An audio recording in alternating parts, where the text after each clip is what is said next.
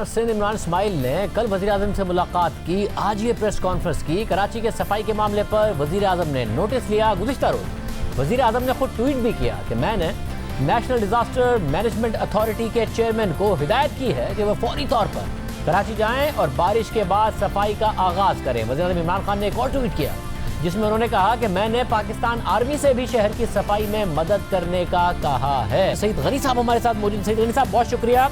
आप लोगों की डिमांड थी फंड्स की, वो कह रहे हैं कि उसकी कोई कबाहत नहीं होगी। NDMA FW हो, कराची साफ हो, कराची के नाले साफ हो और काम हो, इंफ्रास्ट्रक्चर डेवलपमेंट हो, वफाक से पैसे मिले। बतौर सिंध हुकूमत आप मुतमईन हैं, खुश है कि जो भी होगा कराची के लिए होगा? शाहज़ेब, एक तो हम शायद शुरू से ही कह रहे हैं, पिछले 2 सालों से कह रहे हैं कि अगर PTI की हुकूमत कराची में कुछ डेवलपमेंट करना चाहती है, कुछ यहाँ के मसाइल को हल करना चाहती है, तो वो बड़े मंसूबे कराची के लिए शुरू करें। वज़ीर-ए-आज़म साहब ने एक मरतबा नहीं, गालिबन 3 मरतबा मुख्तलिफ कमेटियाँ बनाई और उन्हीं कमेटियों ने वज़ीर-ए-आज़म को प्रपोजल दिए और तकरीबन 161 अरब रुपए के तरक्याती मंसूबे उन्होंने तजवीज़ किए। मुझे नहीं पता इन 2 सालों में उन मंसूबों में से किस मंसूबे के लिए पैसे रखे गए या किसी को शुरू किया गया।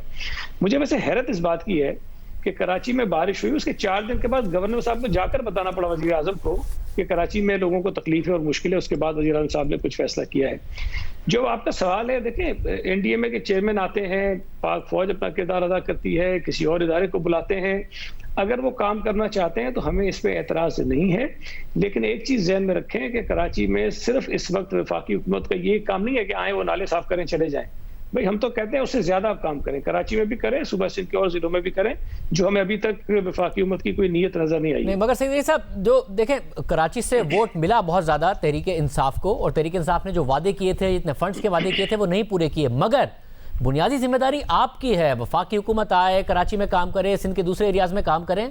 12 साल आप लोगों को हो गए हैं, आप भी तो काम करें। कराची एक चेहरा है सिंध का, और अगर आपने अपने आप को गवर्नेंस में बेहतर साबित करना है तो कराची की गवर्नेंस बेहतर करनी पड़ेगी। अगर उसी की गवर्नेंस ठीक नहीं है, आप कोई वफाक को कह रहे हैं, कभी किसी को कह रहे हैं, आप खुद भी तो काम करें।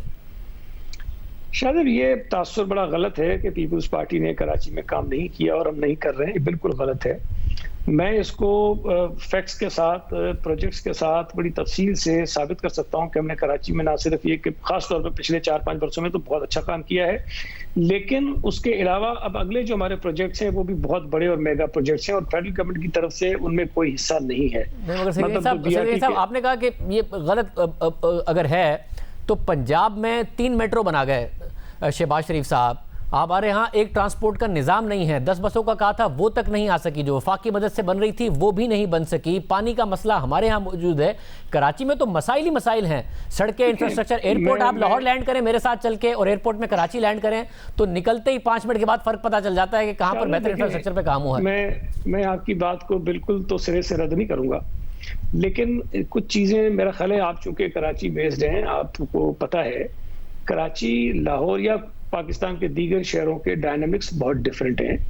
अगर मुझे पाकिस्तान का कराची के अलावा कोई ऐसा शहर बता दीजिए जहां पर गटर के ढकने हटा के बोरियां डाली जाती हों। कल भी सोलजर बाजार के नाले से बहुत बड़े बत्थर निकले हैं। ये किसी शहर में नहीं होता, बदकिस्मती से यहाँ होता है। हमें लोगों के मसाइल हल भी करने और जो लोगों के लिए मुश्किलात पैदा कर रहे होते हैं लोग, उनका भी सामना करना पड़ता है।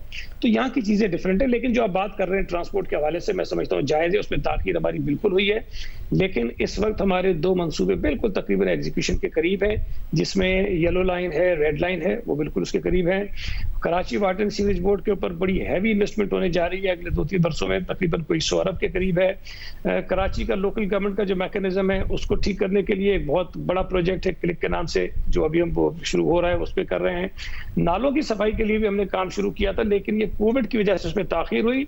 3 जुलाई से वो काम शुरू हुआ, 23 जुलाई तक जो चोकिंग पॉइंट्स है हमने क्लियर किए। हमने कल मीडिया को वो वीडियोस दिखाई है कि 3 जुलाई को क्या सूरत हाल थी, 23 जुलाई को नालों की क्या सूरत हाल थी। तो अब तो ऐसा नहीं है कि हमने काम किया नहीं है। अब अगर NDMA को वज़ीर आज़म ने कहा है, DG NDMA, DG FWO, पाक फौज, अब ये अगर हैं, आते हैं और गवर्नर साहब कह रहे हैं कि अब फंड्स का भी कोई मसला नहीं होगा, और वो दावत भी दे रहे वज़ीर बल्दियात को, तो सिंध हुकूमत अब साथ पार्टिसिपेट करेगी कि जी ठीक है सब मिलके काम करते हैं, या अब आपको इस पर कोई ऑब्जेक्शन है?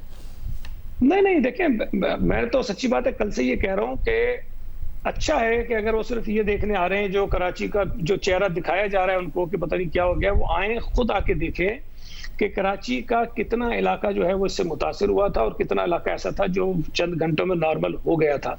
तो जब तक आप वो कराची आएंगे नहीं, विजिट करेंगे नहीं, फिजिकली जाकर देखेंगे नहीं, तो उनको एहसास नहीं होगा। मैं तो बड़ा खुश हूँ कि कोई चेयरमैन आ जाए, एनडीएमए के चेयरमैन आ जाएं और कोई लोग आ जाएं, जाकर हमारे लोकल गवर्नमेंट मिनिस्टर के साथ फिजिकली विजिट करें उन इलाकों का और देखें कि कहाँ कहाँ पर मसाइल जो है वो पैदा हुए थे। तो इनको अंदाजा हो जाएगा कि चीजें, शायद मैं ये नहीं कहता कि नहीं, लेकिन जिन इलाकों में तकलीफ हुई लोगों को ज्यादा हुई थी, लेकिन अक्सर इलाके ऐसे भी थे जहाँ पर शायद लोगों को मसाइल हमने 2-3 घंटों में रिजॉल्व कर लिए। मुस्तकिल हल के जी, इंक्रोचमेंट भी खत्म करें, आइंदा सफाई भी टाइम पर हो। हर साल ये नालों की सफाई का मसला पहले हो गया, लेट हो गया, पैसे नहीं थे, ये सारी चीजें खत्म हो। कोई एक मुस्तकिल बुनियादों पर कोई प्लान बन सकता है शहर के लिए, आप लोग सब मिलकर बना लें? बिल्कुल बन सकता है, लेकिन देखिए मैंने अभी तक ये बात नहीं की, लेकिन आप चूंकि कह रहे हैं तो मुझे मजबूरन कहना पड़ेगा। ये केएमसी भी इसके अंदर रिस्पांसिबिलिटी उसकी भी आती है, डीएमसी की रिस्पांसिबिलिटी भी आती है, लेकिन वो हाथ खड़े कर देते हैं। वो कहते हैं हमारा काम नहीं है। हम फिर भी काम कर रहे हैं, ये नहीं कह रहे कि हमारे इससे करने का काम नहीं है। पहले वो पैसे मांगते थे, हम उनको पैसे देते थे। इस मतलब प्रोजेक्ट हमने बनाया जिसमें उनको ऑन बोर्ड लिया है, लेकिन मैं ये समझता हूँ कि जब तक वो इदारे जिनकी ये जिम्मेदारी है कि वो काम करें, हम उनकी मदद कर सकते हैं, लेकिन या तो वो पीछे हट जाते हैं और हमें आगे कर देते हैं कि आप काम करें, हमने हाथ उठा लिए। तो ये सूरत हाल नहीं होनी चाहिए। जिनकी बुनियादी जिम्मेदारी बनती है, कानून के मुताबिक जिम्मेदारी बनती है, वो अपना काम करें, हम मदद के लिए आए। लेकिन ये जो शायद पॉलिटिकल एक पॉइंट स्कोरिंग के चक्कर होता है कि खुद पीछे हट जाते हैं और शायद कई जगहों पर जानबूझ के कुछ लोग मसाइल पैदा भी करते हैं, उससे ज्यादा मसला खराब होता है। अगर मिलकर नियत एक हो कि लोगों का मसला हल करना है तो शायद चीजें बेहतर हो जाएंगी, लेकिन यह होता ही है कि चीजें खराब करो ताकि सिंध हुकूमत को तनकीद का निशाना बनाना। हम उम्मीद करते हैं कि चीजें ठीक ही हों, आप लोग भी करें, बाकी लोग भी आपके साथ मिलकर करें। सईद गनी साहब हमारे साथ मौजूद थे। कराची के अवाम को किसी भी तरीके से रिलीफ मिले